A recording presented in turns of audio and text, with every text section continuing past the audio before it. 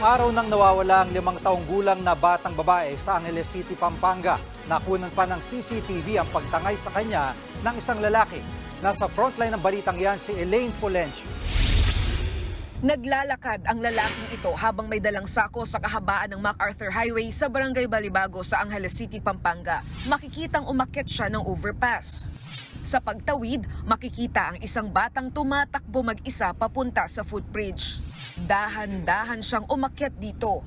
Makalipas ang ilang minuto, karga na ng lalaking nakapayong ang bata, nakasombrero at face mask na rin ang bata. Kinilala ang nawawalang batang yan na si Ali, 5 taong gulang. 3 araw na siyang hinahanap. Ayon sa kanyang lola, bigla na lang nawala sa loob ng kanilang bahay si Ali. Napansin na lang nilang bukas ang gate. Kabilis naman niyang nawala, bigla na lang parang biglang naglaho. Kung walang dumampot sa kanya sa paglabas dyan, hindi siya mawawala. Napakahirap po.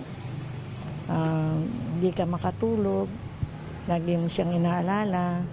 Ayon sa mga pulis, posibleng dayo sa lugar ang lalaking huling nakitang kasama ni Ali. Sabi ng mga nandun, parang nagbabasura sa aking palagay, hindi po siya taga rito. Iniutos na rin ng alkalde sa mga pulis ng Angeles City na resolbahin ang kasong ito. Nag-alok na rin ng 20,000 pisong pabuya ang mga kaanak ni Ali. Ang hiling nila, Ang muling mabalik siya sa amin, may makakita na ibalik siya sa amin. Sana naman makonsensya siya at maawa na ibalik niya yung bata. nagbabalita mula sa frontline. Elaine Fulgencio, News 5.